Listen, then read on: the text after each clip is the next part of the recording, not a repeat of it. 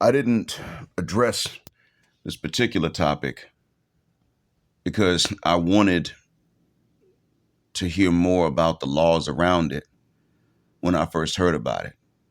And shouts out to Attorney Dennis Sperling for being able to cover the legal aspects of it as well as the cultural ramifications of it.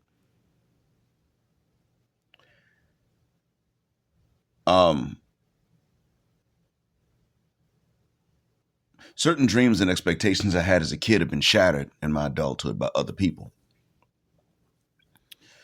When I was younger, I thought that since many groups were beginning to meet each other in large numbers for the first time in the United States around the 90s and become more aware of different parts of the world, that folks who had been oppressed would learn to cooperate with each other.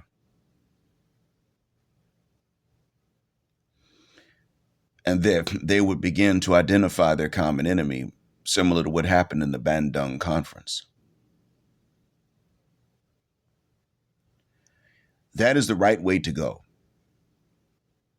Solidarity against oppressors is the right way to go. My son and some guys that he didn't really know that well, but he knew them in middle school, went to a high school, and they found themselves in the same high school with this boy that bullied them in middle school, and they got together and beat the hell out this kid.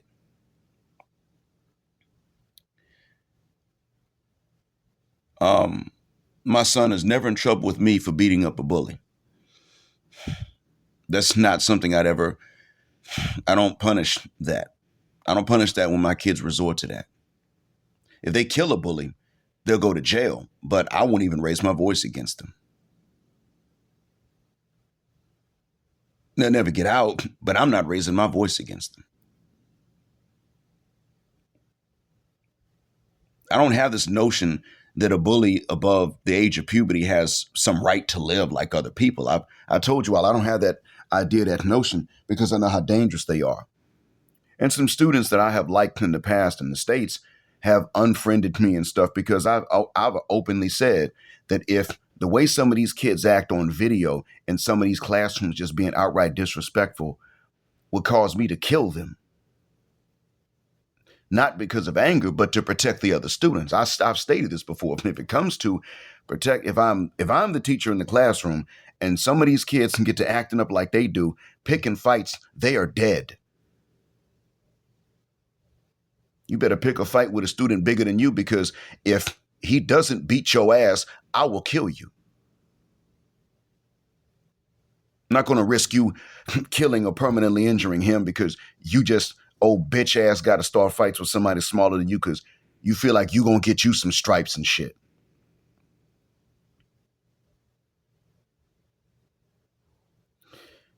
So I've never had a problem with solidarity against those who commit oppression.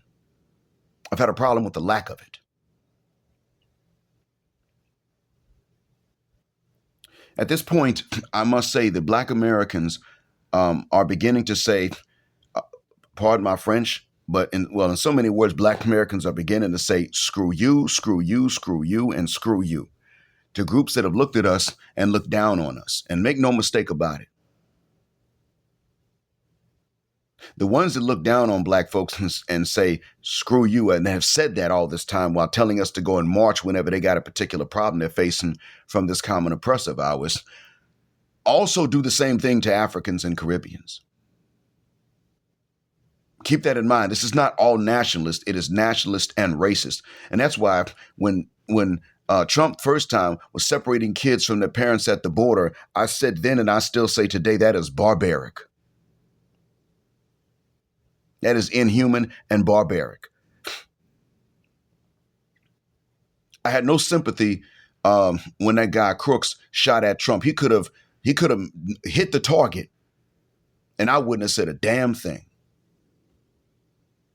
Not against Crooks. I would have had no bad words for Crooks if he had succeeded. I would have been like, well, I mean, Trump split all them people from all them kids from their parents just to be cruel. Yeah, I mean, he had it coming.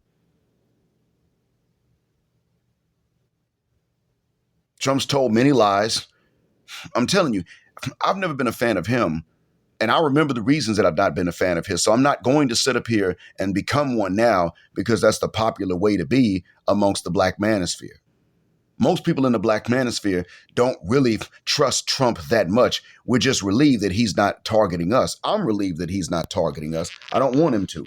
I'm fine with him going after groups that have been against us and not going after us. That is what I feel a sense of relief about, like most of you do. But I don't look at him and say, well, you know, he's to be trusted because maybe politically he does what he says he's going to do, but then look what he promises to do. The type of promises he makes are not really that much of an accomplishment to keep.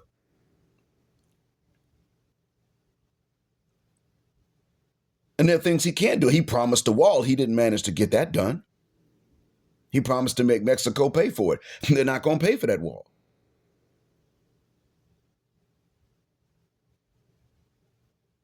So he doesn't keep every single promise he makes. Nobody can just deliver everything they plan to do anyway. I don't blame him for that. I blame him for the promises without thinking ahead as to whether or not he can keep them. But look,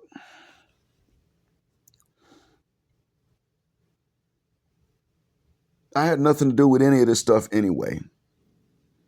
I'm an American teaching students how to speak English in Saudi Arabia. I did not absentee vote this time. I got my own things to worry about.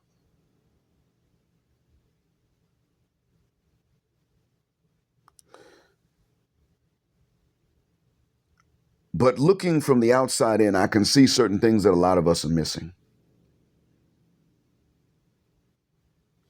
We are not supposed to sit up here and then say, well, it's not our fight, then turn around and start calling ICE on somebody.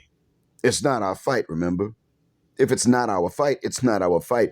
Don't pick either side in this. If black folks are your concern, then fuck the shuck up and don't pick a side.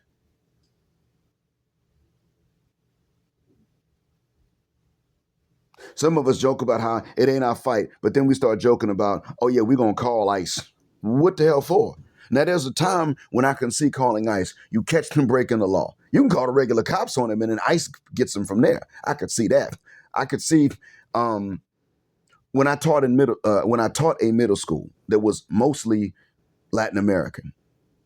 Most of them were from Mexico. The next numbers of them were from other nations in Central America, and then you had African Americans there, and Caribbean Americans, and some Africans. Very few Liberians. I remember one of them told me that Mexican students will make jokes about him and say that his language was like a monkey's, but he spoke English. And he didn't have much of a Liberian accent by this age. These are middle schoolers.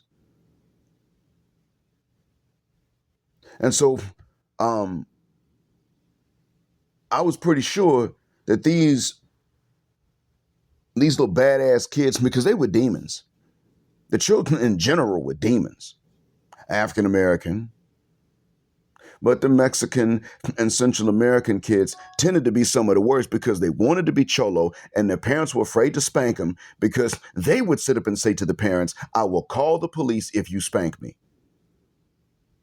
And the parents, most of whom were generally law-abiding, didn't want trouble with the authorities because they didn't want to be picked up and then sent out.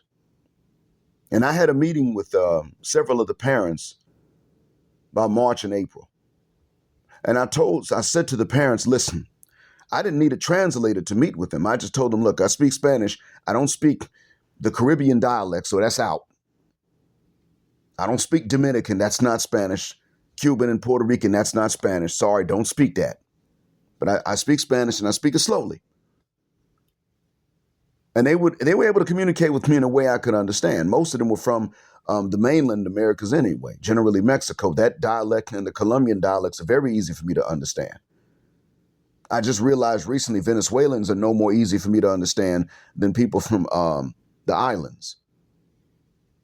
So that's out. But I said to them, listen, here's the deal. And I told them how their particular kids were acting. I said, okay, well, look, he's silent. He doesn't disturb the class. He just won't do his work. He's going to fail. But he's not causing any trouble. And then Rogelio's parents had to come in. And I was like, look, Rogelio's a little demon child. To be honest with you, you fix his behavior. He does not behave himself in class. There'll be times when he's quiet and then he'll just start misbehaving, disrupting, won't let anybody learn anything. Anything I ask them to do, he'll turn around and do the opposite. He'll just find ways to disrupt everybody. And then he'll swear up and down that nothing should happen to him. Plus, he never does any homework at all. So you fix his behavior. Well, what do we do? And I said, you beat his ass if you have to. You know better than me what you do, but I'm pretty sure an ass whooping works. And then I started to tell these parents, this is what'll happen if you don't. Your kid is acting, Nestor, little badass. He wants to be a gangster. I don't care why he wants to be one. If he even keeps his friendship up with them, understand this, I'm calling INS. No, please, I close your mouth. The same threat I used against them is the one that I don't think that Trump was supposed to be carrying out like this. But for the benefit of their kids and these parents who were really just overworked, to be honest with you. They weren't neglectful parents. They showed up for the conferences, but they were overworked. But for their benefit, I said to them, listen, I myself will call INS to get rid of that little badass kid from my class. I'll do it.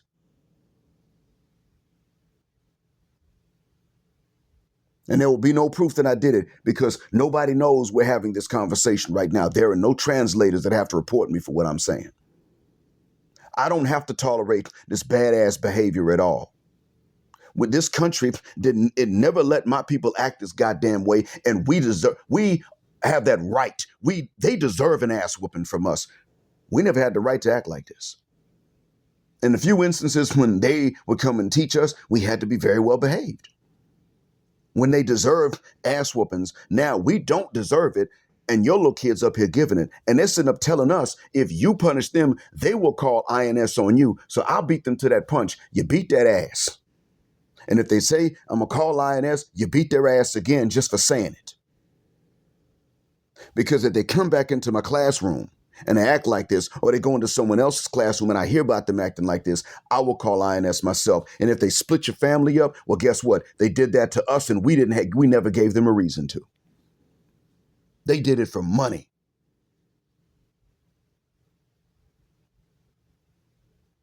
I told them this. I was still pissed years later when I was teaching over here and I started hearing about Trump separating kids. My dad does not he doesn't particularly like or hate Mexicans. Now, my father grew up around plenty of them. But in the city where my dad lived, they went and stood in front of the DMV and protested back in the 50s to have their driver's license turned from M to W, back when they would put a race on them. Yeah, my father remembers that. He told me about this. Now, my dad, who has learned to speak Spanish, though slowly,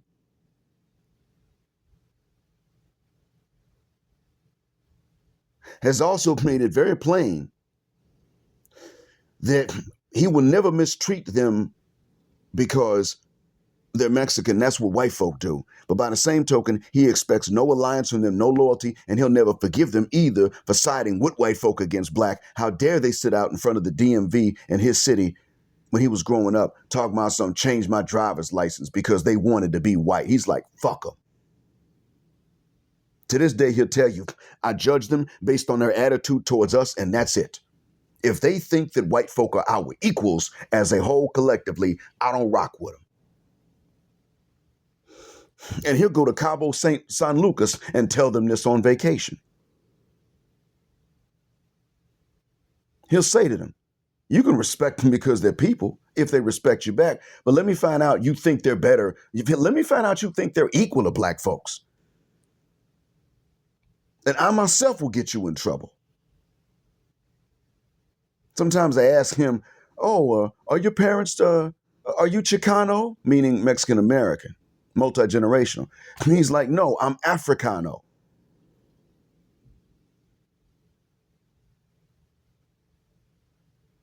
Last time I visited was in 2003 with my dad, vacation. The people that were actually in the country were generally nice. But some of them asked, "Oh, where's your dad from?" And I told them what state. "Oh, he's Chicano." "No, he's Africano, sir. I told you we black." Now in Mexico, nobody was like, "Why would you say that?"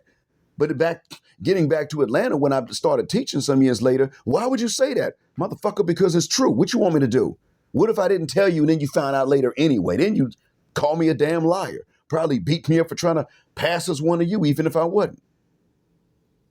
How about you fuck the shuck up, quit trying to tell me what the hell I am and what I'm not? We have the same admixture, you and me. We got the same admixture, the same three races. We do have that. Our heritages and our languages are what make us different. But the fact remains, your attitude towards blackness is a fucking problem. That's why you want to join the military when you get out of high school to prove to white folks that you can love this country and fight for it. They will never respect that and ask me how I know. Well, now we're seeing the proof of that. How many of them go and join the military? Can't join the police force because they ain't citizens. But depending on which police department, but they will turn and join the military to try to become citizens and to get approval and prove that they can fight. And then if they don't finish getting the citizenship before a deportation order comes, but they're out of the military before that point, if they can't stand up to the discrimination they're going to get in the military before they get the citizenship, what happens to them? They're out. They don't get the citizenship, but if they're not legal residents, because a citizen and a resident are two different things, they don't get the legal residence either. Now they got a military record, but they don't have documentation, so they get grabbed up and deported, even if they don't have any memory of their life in the home country. Deported anyway. White folk don't care. White supremacy is real, and I don't want to hear the black manosphere talking about some, we going to help ICE out. No, if you're not going to get in their way, which is fine, which we shouldn't, don't talk about you're going to help them out either, because at the end of the day, it still comes down to this.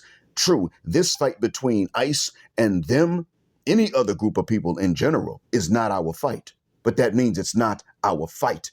ICE is grabbing them up and kicking them out for other reasons, different reasons than the reasons that we want to see them gone. We're Americans. That's true. But don't sit up here and fall into the mistake of looking at these white folk and thinking that they're Americans. No, they're not. They're European illegal immigrants first. They're the first illegal immigrants. And that is true. It might sound all woke to you, but sometimes what you call just woke is actually correct. That's how it got started. No, the first legal immigrants came in 1492.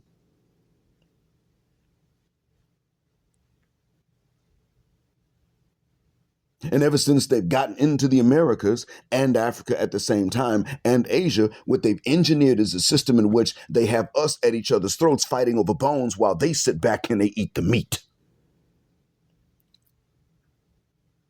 I'm not willing to have a unity and a solidarity and a love with all these other groups because they don't have it in exchange. Not because I want white acceptance either. And deep down, I'm starting to think that some people, even in the black manosphere, want white acceptance, or they feel, I wouldn't say they want it, but they still feel a sense of relief at it. That's a mistake. You may not seek it out, but you think, okay, if you get it, that's a sense of relief. No, not being on their radar is a good sign. Being approved of by them is a bad sign. The same society that is kicking up a storm and putting gas in Trump's tank, same society to which he really appeals, understand that, is a society that only wants to co-opt you against everybody else. And as soon as there's no question of anyone else anymore, they're going to turn on you again because that's who the huck they are. You want to know why Trump's support base really might not support him for very long after a while? It's not the reason you think. They might not support him after a while because he's not going hard enough in the paint against us coloreds. That's why.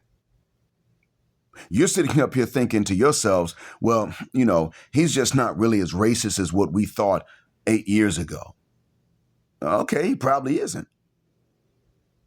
His own family members have still warned us about him.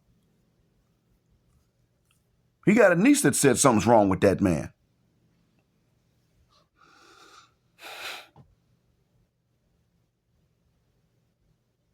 And understand this. Some of us are being whipped up into this dumbass frenzy that the government is not whipped up into right now. Some of us are like, man, I don't want nothing to do with no immigrants. It's your personal choice. But the question is, why immigrants? What if they're legal and they didn't do anything to anybody? And when it comes to our attitude towards African immigrants and Caribbean immigrants, keep this in mind too. It is perfectly okay to be okay with them getting picked the up and sent back because of their attitudes against us when they had them. But every disagreement is not hatred. That's one thing. We disagree with certain things they may be doing. We don't hate them. But by the same token, too, also going further, know that when it comes down to how they deport folks from African from the Caribbean, they do it a little bit differently because, number one, you don't get to just that easily illegally immigrate from those places into the States. If you want to illegally immigrate illegally into the United States, you either go to Cuba and then get on a boat and make it to land, bypassing Coast Guard if you can do it. Or the other option is that you go into Mexico and then you join one of the caravans and then you sneak across that border, which now is not a good idea. So there have been some that have migrated illegally from even black nations, and oftentimes they had to go overland through Mexico to do it. That's normally the way that happens.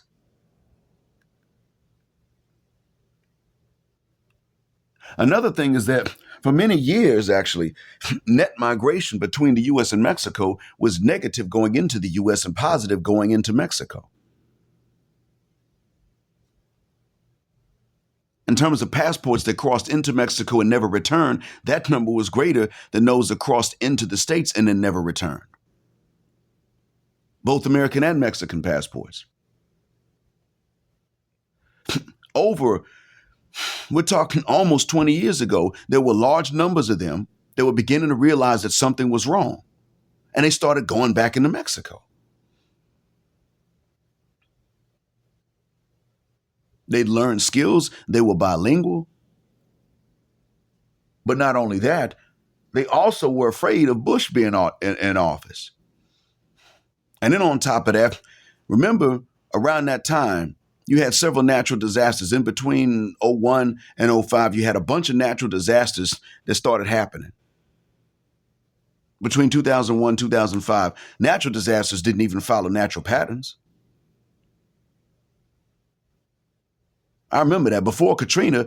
I remember that Ivan happened, I believe the year before Katrina. Ivan went up north, broke up into several storms, and then went back south again. Hurricanes don't travel south.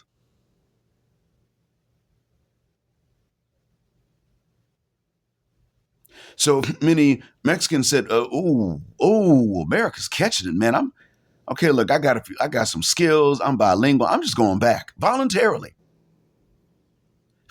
Hitching rides, going to the border, walking back with what they had.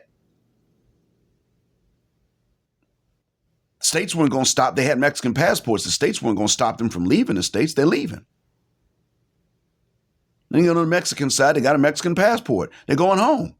Mexico's not going to stop them from going back home. It was easy.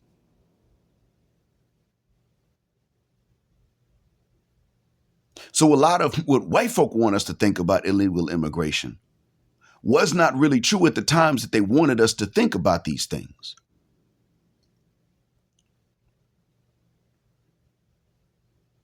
So it is best for us to sit back at this point. Don't help ICE because screw them. What right do they have to tell anybody that they don't have a right to be in America? How do they get there? Don't pick the wrong side. And don't go trying to help these folks that are ducking and dodging them either. Unless maybe I can understand helping them duck, dodge, and hide, or maybe helping them to go back home with a better start, with an advantage. I could see doing that if you're talking about some really pro-black revolutionary that ICE was definitely going to zero in on in any case because they didn't want them over here preaching too much blackness with a foreign accent. And Umar Johnson even said that. He said a lot of black folk that really are pro-black know they can't admit that, and then they move forward in America. They know they can't do that. Preach too much pro-blackness when you in the States, they zero in on you first, and then they just don't renew certain paperwork, and then they come pick you up and they're going to send you back. They target you for it. I've been knowing that.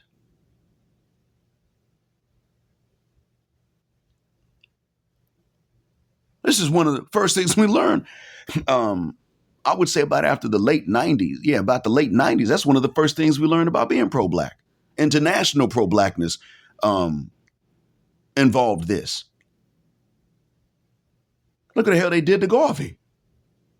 Went after him for stuff he never did, got false witnesses, deported his ass. He never was able to go back to the States.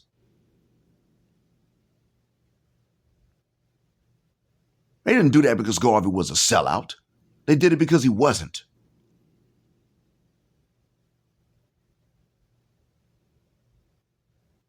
And see, Ibrahim Traore, a militant leader of Burkina Faso, has actually, apparently he said to Trump, don't threaten black Americans. Not that Trump's doing it now. He's thinking ahead saying, don't do that.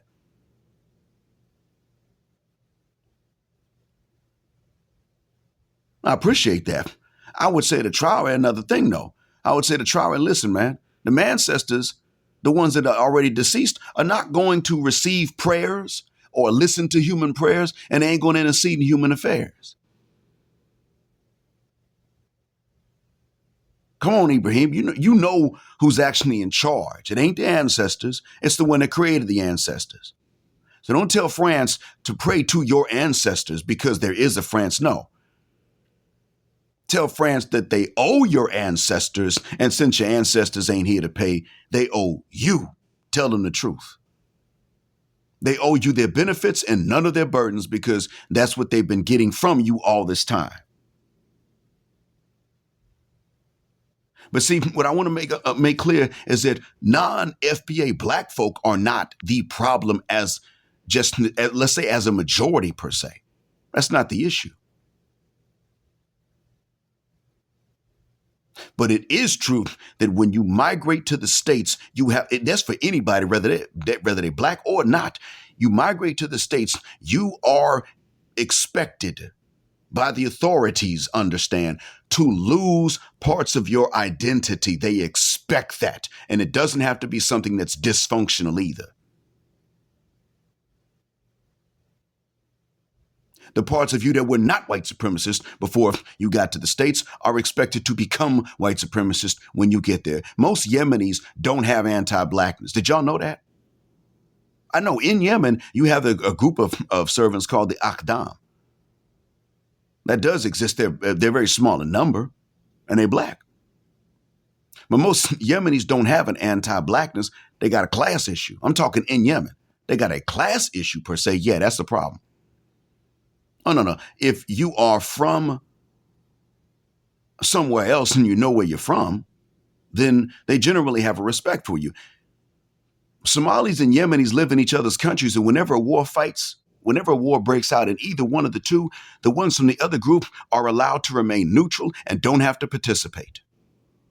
That's why they will migrate to each other's countries. If you're Somali and you're sick of the fighting in Somalia, go to Yemen. Even if they're fighting in Yemen, you will be respected and you're not required to be involved in that particular fight. You're neutral and they leave you alone. You live your life and you're good. And the same thing, Yemenis will go and live in Somalia to get away from the fighting in Yemen because they're not allowed to be neutral. They go to Somalia and the Somalis will say, okay, even if we fighting, you get to be neutral. Now, why do I tell you this and what that got to do with FBA? Well, I'm telling you this so that you understand the actual nuances that are going to make a difference in terms of how it is that we should relate to other groups of people. Yemenis will go into the United States and then they learn that they're supposed to be anti-black. And many of them, because they don't want to risk being sent away, they'll do it. Knowing they got a black grandmom from Ethiopia, they'll still do it. They're still, they got to play the game. And then black Muslims will tell them, look, you need to stop selling this alcohol and this pork. You know the rules. And they'd be like, but what am I going to do about the money? We don't care what you do about the money. You don't break the rules. You don't come all the way over here from Yemen to break the rules of God at our people's expense, or we'll beat your ass. And it's happened before. It was the NOI that actually did it. That's a different religion from Islam, and they did it.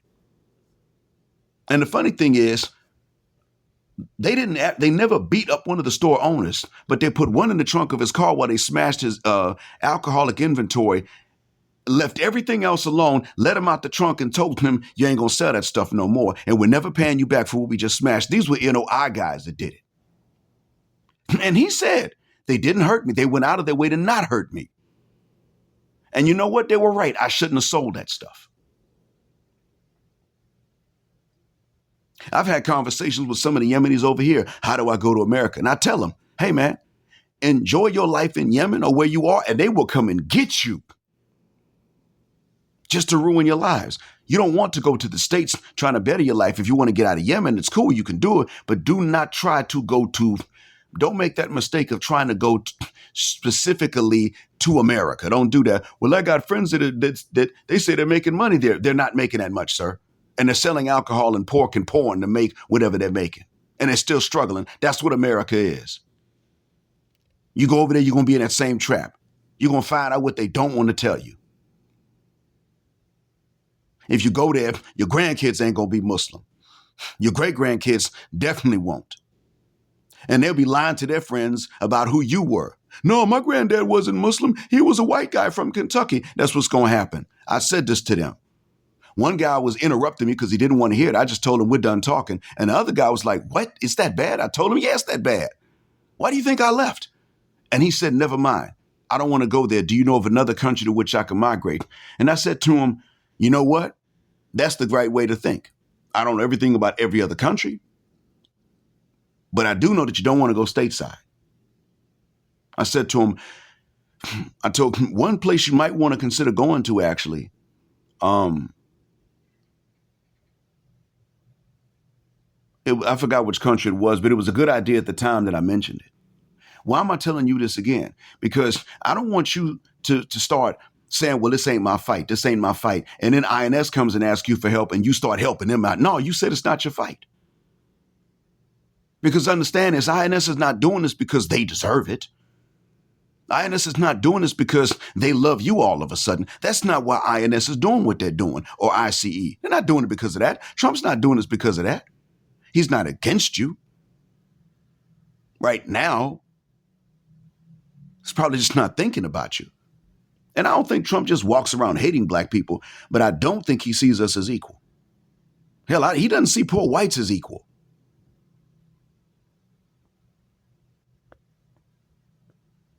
And keep this in mind too. He'll sit up and talk about immigrants like they're just all bad.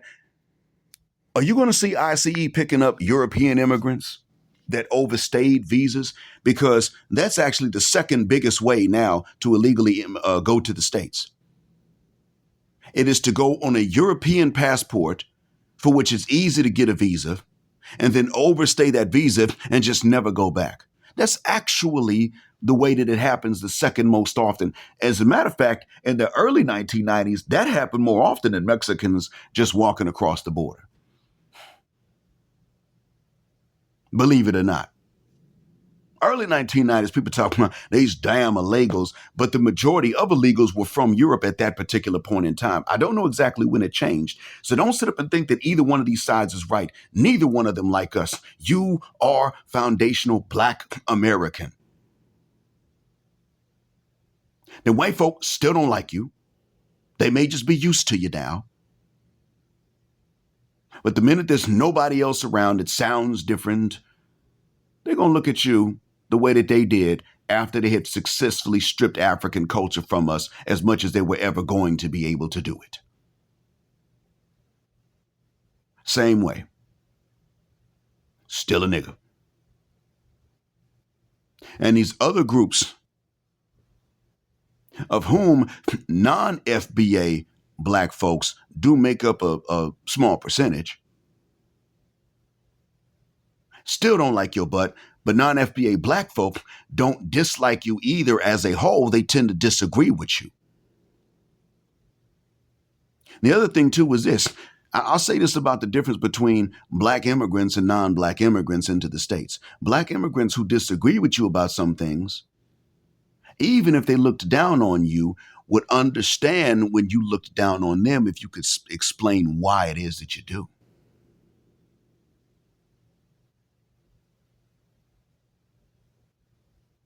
That is the case. You start messing around with these non-black groups, they will do really ignorant, dumb shit and look down on you and then can't understand why you don't like their ass. I just call it what the hell it is. There's a religion where lighter is better and darker is worst.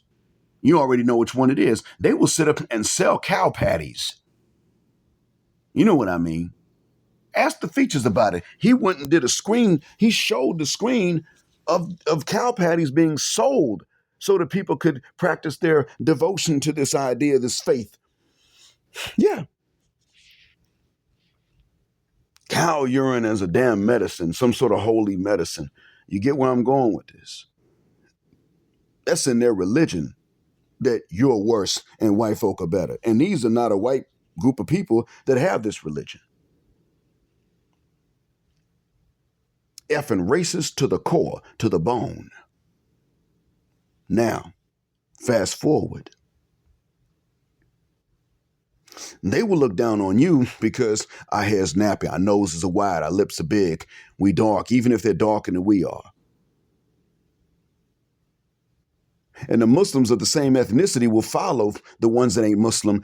You know what I'm talking about? And they will tend to have some of these ideas about us. The kids generally raised in the West, the kids generally will shed these ideas. But the ones that they fresh out of home, no. You tell them that you look down on them too for some of the effed up cultural practices they got. Why are widows expected to throw themselves on a funeral pyre? Even though that's illegal back in the home country now, why was that ever a thing? We can look down on you for that, dumbass. Why would you treat cow urine as a goddamn medicine, dumbass?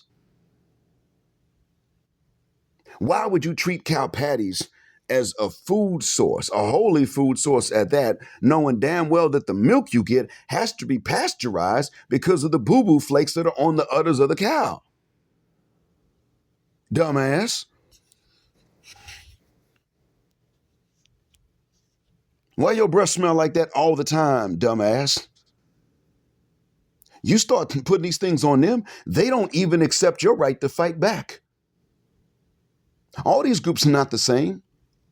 I'm telling you that everybody else made our race better, not just FBA. They made our race better than themselves because Black Americans and non-American Black folks don't go picking on other races for being other races. They have to do something for us to go messing with them and it not be just jokes. They will get on our asses for being Black. I'll say this about non-Black immigrants too, and I don't agree with this. They will get on each other's asses too. At least it's across the board. They don't just pick on FBA. They get on, and I don't mean with hatred. They will get on each other's asses. We think they're ganging up on FBA because we're American. But in fact, no. You think Nigerians and Jamaicans always see eye to eye? They're too similar to see eye to eye. They're both aggressive as hell.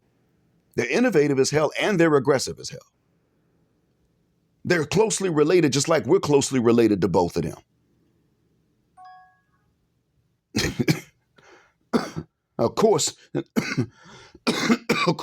those two are either going to get along very well or they're not going to get along at all.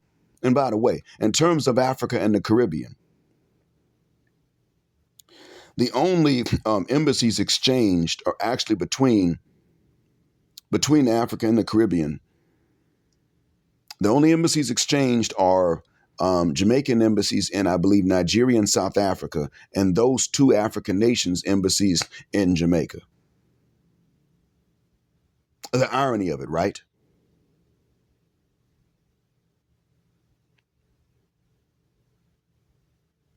So I definitely don't think that we should be sitting up here celebrating. We should be sad, and we can't necessarily get involved when they go and grab up people from other Black countries either. I don't think we can yet.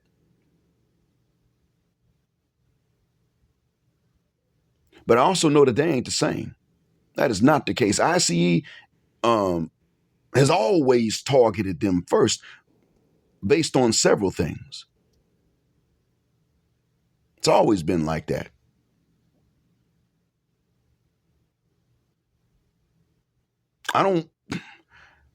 We should celebrate the removal of certain racists by other racists, but that does not mean that we should be sitting back thinking, okay, it's not my fight.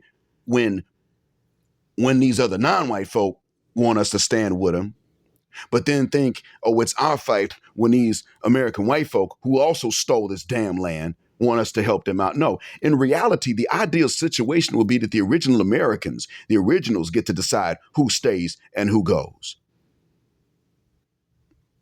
That would be the ideal situation. The problem is we do know that they still don't have a right to tell us fit the guck out first. And I'm afraid that some tribes would do that. Now, I don't think all of them would. I don't think the Pequot would, as an example of the Narragansett. I don't think they would do that. But there are some tribes that would do exactly that. The Houma. I don't know if the Chitimacha would. Cherokee would, because they've tried it before. The ones they call the civilized tribes. Fuck them. No, they would definitely. Okay, listen. So we have the right to decide who stays and who goes. Okay, well, let's get rid of the niggers, and the rest of us can dance around the fire and have a powwow. Your white folks will be sitting back laughing. they think just like us. You're still fighting the rest of the world. ICE ain't your friend. They're doing what is convenient for you right now, and if you want to function as a nation, you accept the benefits of it, and then you don't expect them to do anything that is altruistic to you. You don't get so comfortable with a temporary alliance that they know is temporary, that they won't allow to be longer than temporary, that you start feeling betrayed when that alliance runs its course. That's who these folks are. The temporary allies, if that at all. I mean, I wouldn't even necessarily say that. It's more like they're just temporarily convenient for us. Because we at least can have some sort of understanding with them when we're not friends with them, whereas these other groups are just, we already know, in order to get the approval of massa, who ain't shit, they're willing to clamor to get that approval because they don't already have it.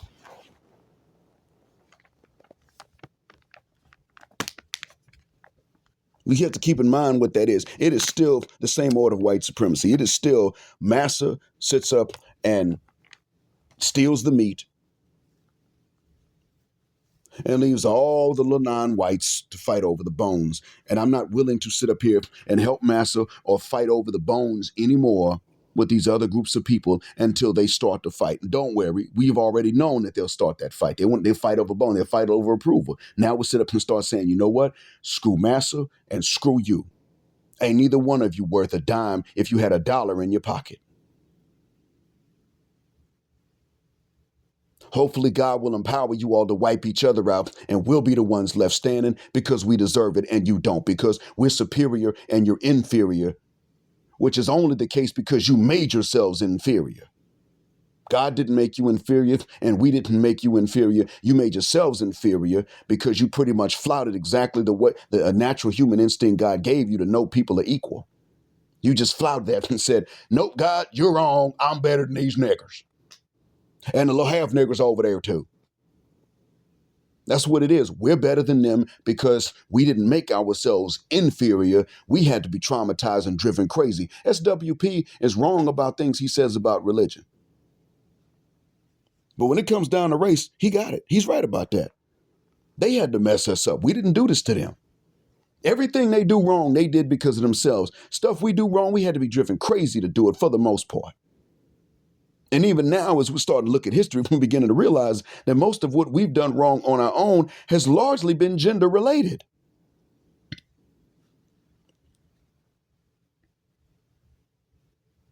That's what we're beginning to realize. Doing too damn much to try to prove ourselves to these broads and to their dads. No wonder it is that when societies are patriarchal in Africa, the men won't listen to the women even when the women are right. I get it now. Because look what the hell you got to do to impress her dumb ass and her dad. Look what the hell it takes. Look what you got to do to impress her aunt. Look at how it is that even some cultures in Africa can really uphold a double standard to the point that that cheating has to be in place for the man to be a man. It's bad. Most of what we've done has been, and what am I talking about? I'm talking about a culture where the aunt is supposed to sleep with the groom before the groom marries her niece. What the F is that about? What if the aunt is married? What the F? Because the man's not supposed to be inexperienced when he gets married. She's supposed to be inexperienced in marriage, but not him. He's supposed to have fornicated before he ever gets married. That is pretty much the natural conclusion of the double standard we have in Nigga America and the Black Anglophone Caribbean, probably Francophone too, and any part of Africa that follows that same damn model. That's when we have done wrong. We have done wrong largely based on that, either the same wrongs every group did, every race did to itself based on tribal differences, or based on gender, us trying too goddamn hard to impress these broads. And then later deciding, you know what, goddamn it, I did too much and paid too much. I'm not listening to her when she's right. Because how the hell am I gonna know she's right? That's the wrong we've done. We never made ourselves inferior to other groups of people because we never targeted them based on race. And quiet as it's kept, we don't have a history of being that uncivilized to each other based on tribe all the time. It's actually a pretty rare thing. You can document them. The Oyo Empire, which is a Yoruba empire, created the monster that later became the Dahomey Empire.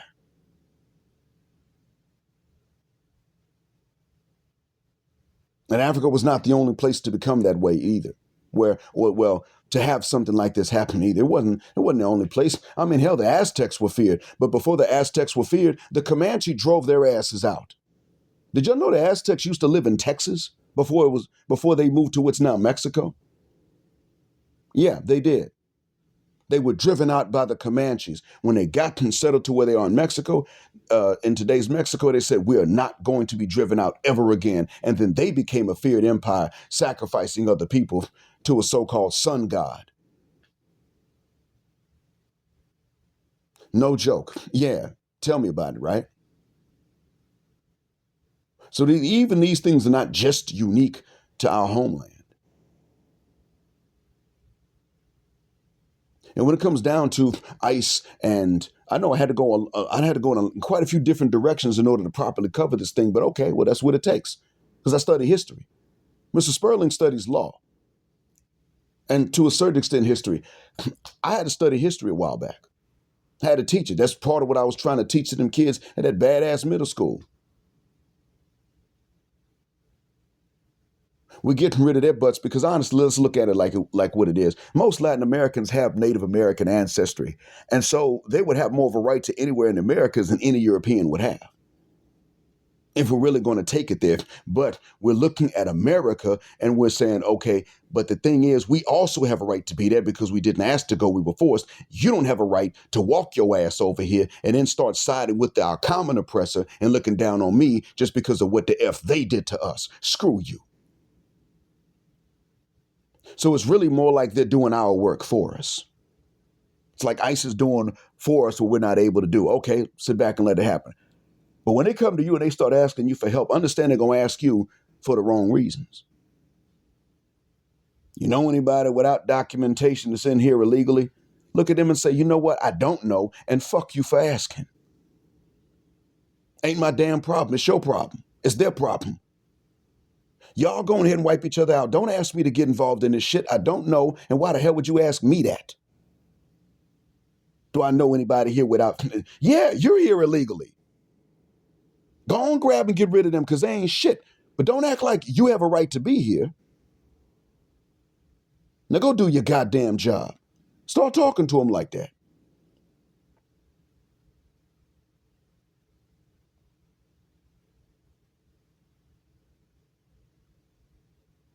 Go ahead and understand and be prepared for this to also fail, because Mexico's government is pretty much saying we will not even let those flights land. Now you're doing this? No, we won't even let the flights land. I guess you just have to deport them across the border by land. We can't stop it then. But no, you're not going to land over here with these big old planes and just dump a bunch of our citizens back on us because Mexico don't want them. Quiet as it's kept, Mexico don't want them. Their own people. They didn't have any money. So no, Mexico don't want them. Mexico does not want its poor. They've been exporting the poor into the States for a long time.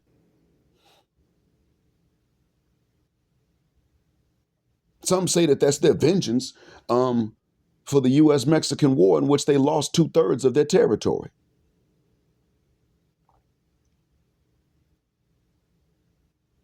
Colombia said the same thing. That's why Trump put a 25% tariff on anything coming out of there. He's like, okay, 25% tariffs straight away, right off the bat.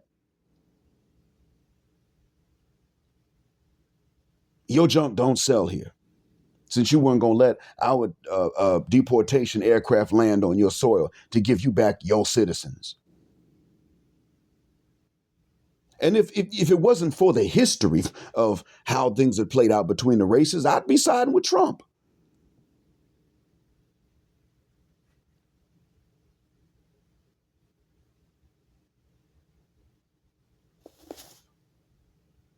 But you know what? Keep this in mind. Trump ain't going after legal immigrants. ICE they may grab some of them accidentally. Shit, they'll grab U.S. citizens accidentally. Not just legal immigrants and residents. They'll grab U.S. citizens at times and do that. They grabbed a friend of mine. I forgot what state he's from, but they grabbed several people from Nigeria. He happened to be there. They grabbed him up too. It happened that a white lady was nearby that knew him and said, wait a minute, you're an ICE truck and he's from Detroit, Michigan. Why did you arrest him? Oh, you know this man? Yes. Where is he from? He's from Detroit. I know it's on the border, but it's still a part of the U.S. Oh, okay, they let him out the back.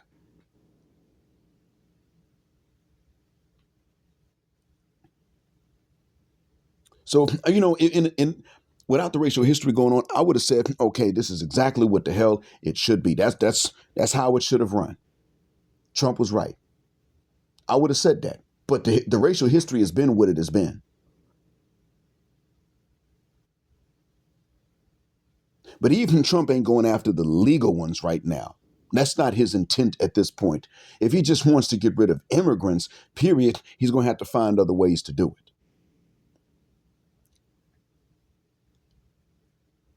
Now, will ICE make mistakes? I'm sure they will. They always do, as I stated just now. I don't want to see FBAs become anti-immigration in general unless we are very clear that it is for our own reasons and not for the reasons that these white folk have. Because they're not your equal. Individually, one of them could be better than you. That's true as individuals, but I'm talking about the collective societies. White society in America or Western Europe or any of its diasporas is not morally equal to Black Africa, the Black Caribbean, or Black America, or Black Brazil, or Black Colombia, because we didn't do to them what they did to us. And don't ever lose sight of that. They believe they're better than you because of how they were born, how they were made, because of how differently God made the two of us. As if God made a mistake. That's a blasphemous idea for them to have. Not just wrong, it's blasphemy when they sit down and critically think about that, unless they're going to go into atheism to say it. And if atheism was true, then what is good or bad anyway, let alone better or worse? So what is inferior and superior?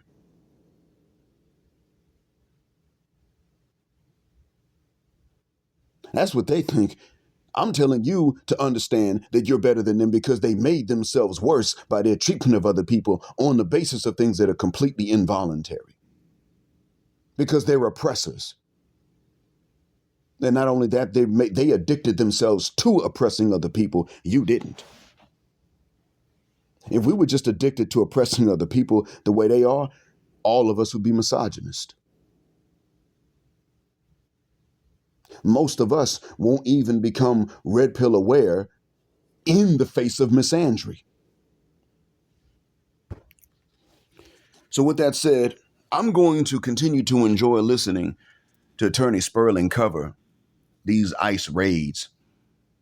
But some of the things I hear you all or read you all saying in comments are just completely overboard. F all these immigrants. Just for immigrating? What if they did it legally? And matter of fact, I especially can't stand no black immigrants. Wait a minute, why are you going to single them out? They're the least likely to immigrate to the U.S. illegally because they can't do it. That's the thing I'm trying to understand. The most likely to do it, I think at this point, is probably whoever comes in overland through the Mexican border, and most of them are coming from other parts of the Americas. Second most likely up until now, if not still the first, is the European that gets a visa easily because American embassies and consulates give white folks visas without a problem in other countries. That's what y'all don't realize. Eastern Europe being an exception, they give visas easily. Show an Italian passport. Hell, you can go to a non-European country, but just show an Italian passport. Or a passport from one of those Western European nice white nations or its diaspora, like Israel. You can go to an embassy where they hardly ever give out visas. You can go to the U.S. Embassy in Monrovia, Liberia, where they hardly ever pass out. They hardly ever issue visas. Then it's your turn. You get up there and you show an Israeli passport. Oh yeah, come on in. When would you like to enter? We'll make the visa active for that date. Start working with you. Oh yeah, you good. You in hours. Think I'm playing. You can go to the U.S. Embassy in Pretoria in South Africa. White South Africans get visas. It doesn't take that much. Black South Africans, well, let's see what you got. We need some bank statements. Even if they ask the white South Africans for the same thing, they'll ask them for things that they know they have.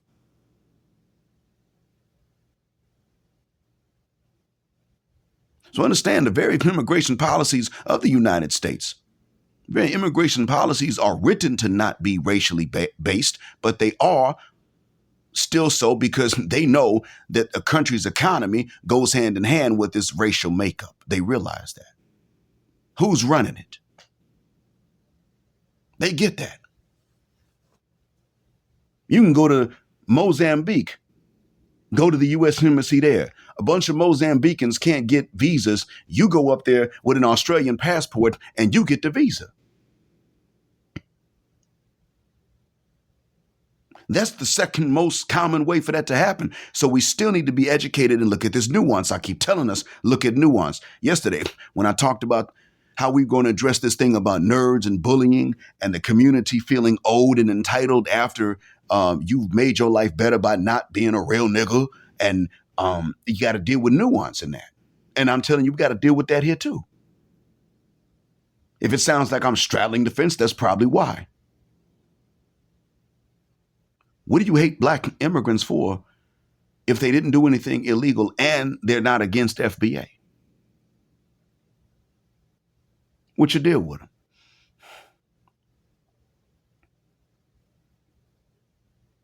I'm proud to be American and African. Matter of fact, I wouldn't be proud to be American if I wasn't also African, because that's the kind of American I am.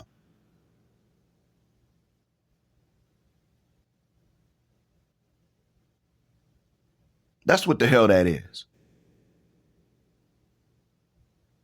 If I was just a European American, I'd have to be ashamed of it. What kind of history they got that doesn't involve kidnapping and just taking a bunch of things from other people? Their history's so goddamn bad, when they try to make it look good in the textbooks, they still can't make themselves look presentable and decent to people who actually analytically think.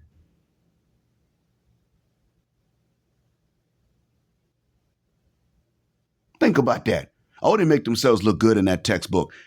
But yet and still, people don't want to be white now. I mean, most people don't want to be white if they have a modicum of understanding of history. Whites are talking about, especially white males, the worst thing to be right now is a white male. They're talking that stuff at this point. Well, how the hell did that come about? I don't think that's the worst thing to be. I think the worst thing to be is an oppressor. But your ancestors tied being white males to oppressing other people. And you're dealing with the blowback from it. That's not fair to you. But nonetheless, how do we get to this point? They still think that. Well, I can't get a job because I'm a red-blooded white male. Well, you can get a loan to start a business if you want to do that. Funny thing is, you can advertise a business and you'll get it. That's the funny thing about it. Let me be a black man, start my own business, and I advertise it with my name and my face on there. Well, my face maybe. But actually, if I start, I still have to get somebody to do a voiceover for me. I'd be talking. I got to get somebody to go, "Hi, I'm Jet Black." Are you taking care of your educational supply needs? That's what the hell it would take. I know, because my homeboy started a business back in my hometown, Black Johnson. Shout out to you if you hear this.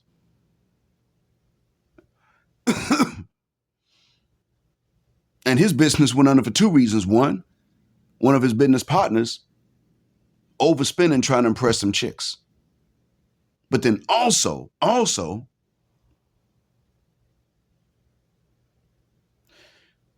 the reason it lasted as long as it did is because he fronted like it wasn't his business, because he knew niggas was going to walk in and ask for hookups and discounts if they knew he owned it. So what he had to do, he found a picture, some big old portrait of a white guy, had it blown up and framed, put it on the back, and like, who's that? He said, that's the owner. I came in one day and said, I just need to work, and he gave me a chance. So he was poor mouthing himself. No joke. Poor mouthing himself so that both white folk and black folk would buy the stuff and pay the damn price instead of trying to get hookups and discounts.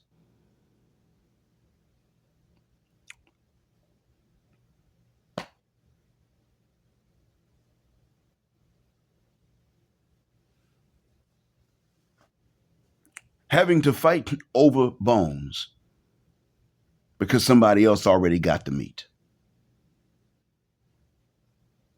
And what we're seeing with these ICE raids is still the same thing. And what I'm saying is, you don't sit up here and be willing to fight these other folks over bones, because they ain't got nothing but bones. White supremacy got their asses too. That's why it had to go through the links they went through to sneak in.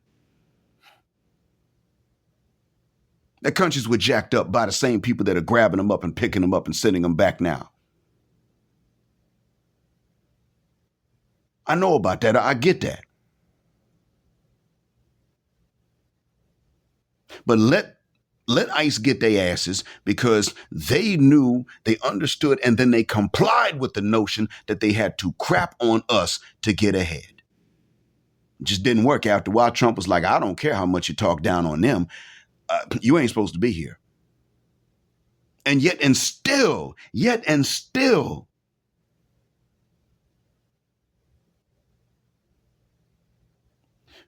when you decide you want to go in from Europe, they just make it easy. And don't even check when your stuff expires.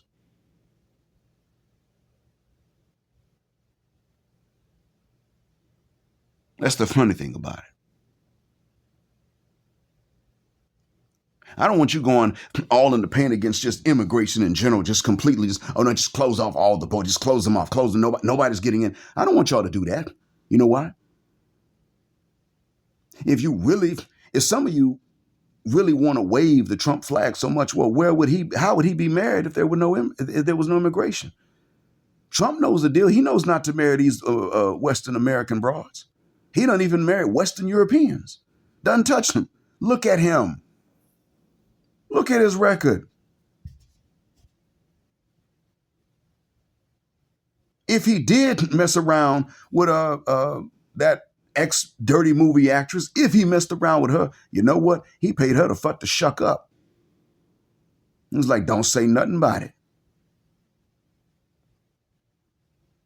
Why did he have to pay her not to say anything? Normally, you can't get women to admit when somebody fornicated between their legs.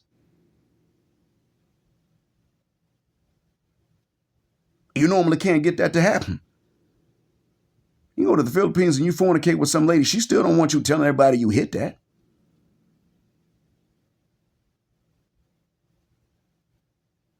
but it's Trump.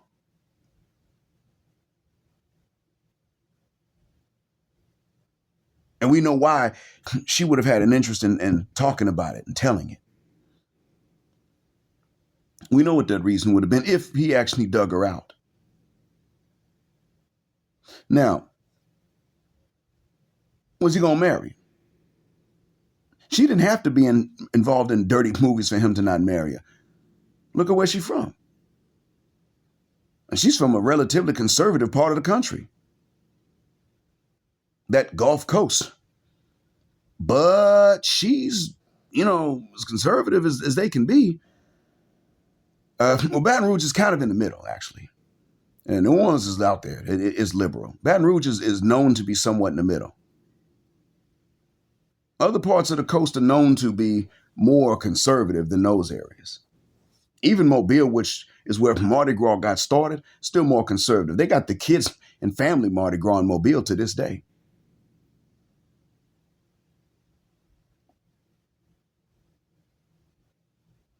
But that's where she's from. Trump wasn't going to be committed to her no matter what, whether he hit that or not. He wasn't going to do that. He marries from elsewhere. So before you start just going off on immigrants and immigration in general and period, keep this in mind. That's not even his stance.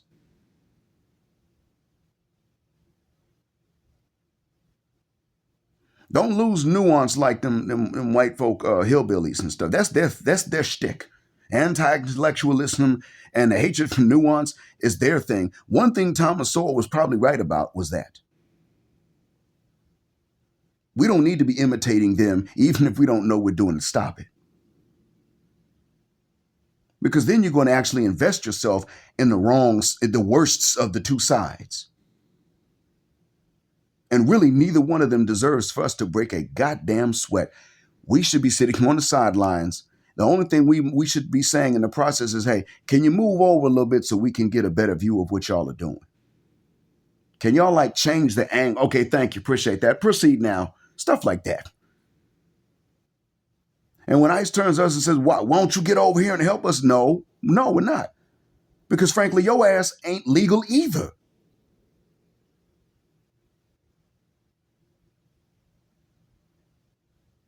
Hell no, we're not doing that. The other thing, too, is keep this in mind.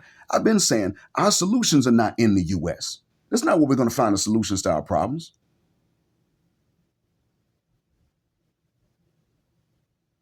What we want to do is to sit back, watch this go on, and then we keep ourselves in a position to be able to tell these embassies of their governments in D.C. or the consulates in other cities, we are applying for a visa. We seek to go there legally.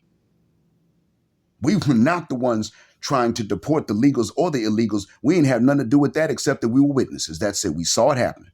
Now, we seek to go there legally. We follow the rules. We don't just go and take land away from people like the ones that did the deportations.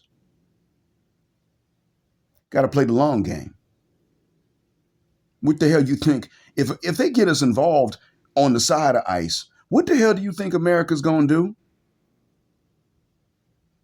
Since they already have a lot of control over our international image, what do you think they would do towards the end?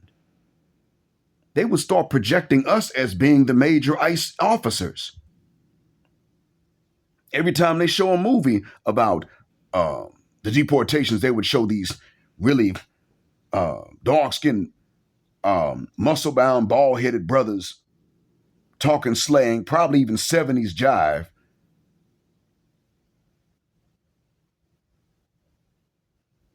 Wearing ICE uniforms, grabbing up all these neither black nor white immigrants and deporting them even when they're legal.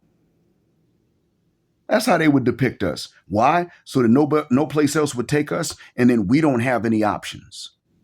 I don't mean just options in women either. I mean options in terms of where to live to better your situation. If you get involved either way you get involved, you're going to make it to where you don't have other places that will allow you to live there. If you're helping people to duck and dodge this sort of thing, then they're going to say, well, you technically broke the laws of your own country. Can we trust you? Oh, more. Man, see, you can't win for losing. Sit your ass out of this. Don't just say you doing it, then turn around, I'm gonna help ICE. The only time you should be about to call ICE is, okay, let's say you know a European overstayed his welcome, his legal welcome. Call ICE. Hit him up and say, yeah, this is Italian cat. He was legal apparently when he got here, but his papers expired. He told me so. Yeah, this is where he lived. That's when you're going to call him. See if they ever show up. You know his nationality? Yep, man, I do. He's Italian. Yeah, there's a Swiss tourist. He said he's been here for like 8 months on vacation, but I don't think y'all issue visas, vacation visas that last that long, do you? No, they're however many months, not 8. Oh, well, his ass is still here. He's never left. He didn't leave and come back. Here's his address. He's Swiss. Have fun. See, if you're going to call, make that call.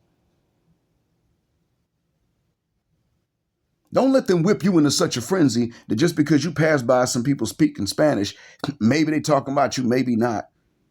And you're just sick and tired of everybody else, that you turn around and help Massa against them. Massa's still the enemy. Don't get it twisted. Don't get it upped up. And see, the question is, how much does Trump cave into his supporters, even though he does not have a political, he doesn't politically have to do that anymore because he's not up for re-election. He's just not up for it until they change the Constitution and amend it, which maybe he has the support to do right now. But until that point, he doesn't have to cave into the pressure of his supporters per se. So we don't know how much he will and how much he won't.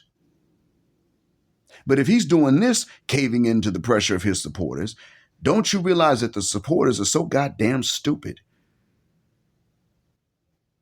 that they don't distinguish between legal and illegal? And as far as they're concerned, you're just the nigga that was born in America.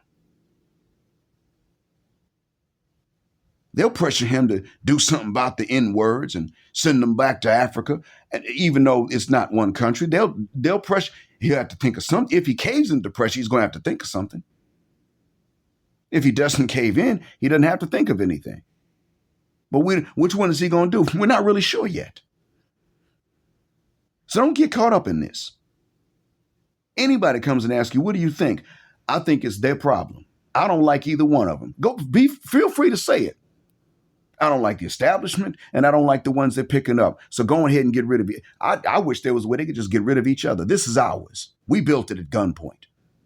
Nobody has a right to be here except the original Americans and us because we didn't ask to come. Start telling people this. You don't even got to say, that's that extreme pro-black talking, black identity extremism. It doesn't have to be that. That's just morals. That's how anybody else, anywhere else would see the same thing. That's what that is. And you up here scared to be militant when it's right. I'm here legally where I am.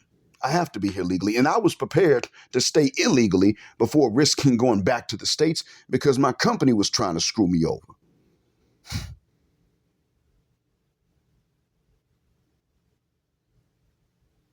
For some financial reasons. I ain't going front, but I also understood that it ain't personal if I were to be detained and deported. That's not personal. I would have come to realize that. Not come to, I already knew that.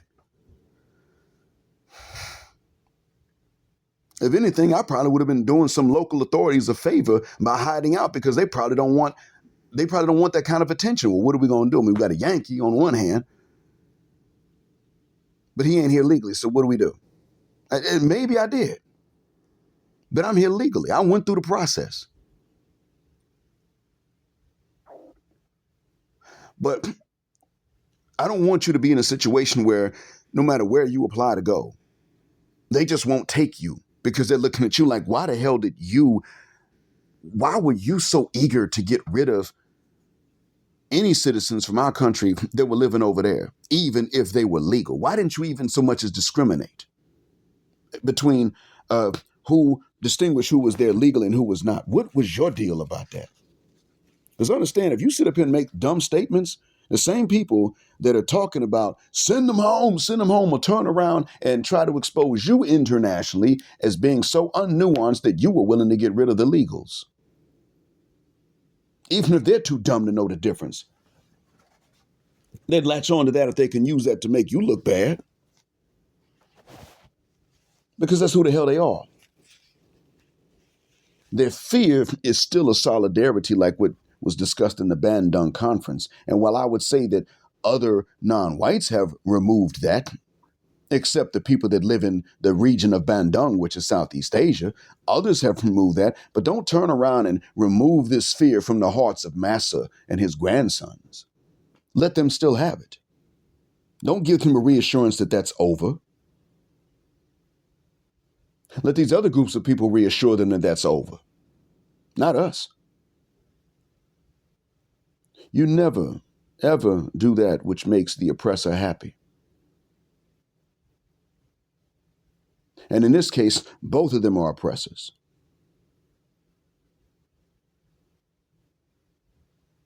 Because both of them side with oppressors and against the oppressed.